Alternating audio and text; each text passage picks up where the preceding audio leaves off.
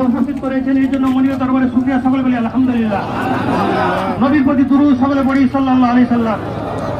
সম্মানিত তৌহিদি জনতা, আজকে আমরা এখানে কি জন্য উপস্থিত হয়েছি তা আমাদের সবারই জানা। আমাদের প্রাণের স্পন্দন, আমাদের মুসলমান ভাই, ফিলিস্তিন ভাইরা, নরনারী, আবাল বৃদ্ধ নারীরা আজকে নির্যাতিত নিপীড়িত হচ্ছে, কথা ঠিক না ভাই?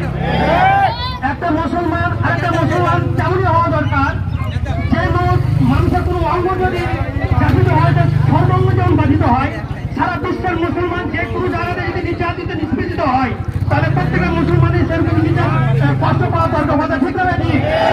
সম্মানিত ভাইরা, কথা বলার সময় বেশি নাই, এখানে স্বল্প কথাই হবে। আমি একটি আয়াতের সংক্ষেপ তেলাওয়াত করেছি। আল্লাহ তাআলা বলতেছেন, ওয়াতাসিমু বিহাবলিল্লাহি জামিআন ওয়া লা তাফাররাকু, তোমরা আল্লাহর রজ্জুকে একে ধরে তোমরা পৃথক হয়ে না, পার্থক্য হয় না। রজ্জু বলতে এখানে আল্লাহর কোরআন, কথা ঠিক না বেটি? কোরআন মানে আমাদের মসজিদ, কোরআন মানে আমাদের মুসলমান, কোরআন মানে আমাদের ইসলামী রাষ্ট্র, কথা ঠিক না বেটি? সারা বাংলা, সারা বিশ্বের মধ্যে শান্তাময় ইসলামী রাষ্ট্র আছে, কথা ঠিক না বেটি? আজকে সবাই নিস্তব্ধ।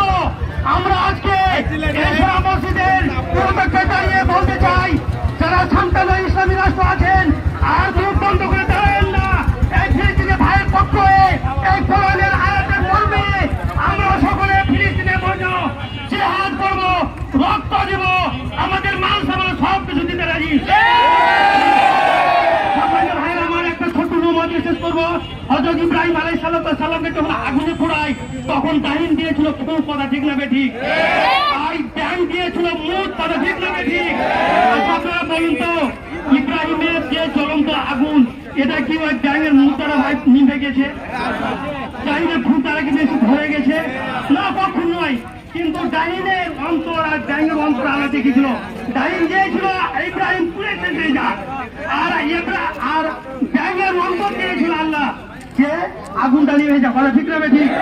আমরা ফিলিস্তিনের বিরুদ্ধে যুদ্ধ করতে পারবো না, কিন্তু আমরা এই জায়গা থেকে প্রতিবাদ জানাই। আল্লাহ তুমি আমাদের অন্তরটা দেখো, আমরা এই ফিলিস্তিন ভাইয়ের পক্ষে আছি, এই ফিলিস্তিন ভাইয়ের আমরা সম্মুখীনে আছি। তুমি তাদেরকে সহযোগিতা করো, তাদেরকে তুমি কবুল করো। আমাদের সবচাইতে প্রাণের স্পন্দন যেটা বাইতুল আকসা, কথা ঠিক না বেঠিক? থেকে আমাদের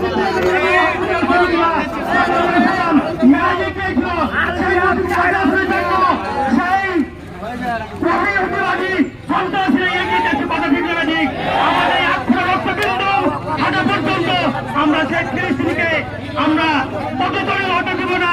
আমরা সেই বাইতুল আকসাকে আমরা কোন সময় হাতছাড়া করে দিতে চাই না।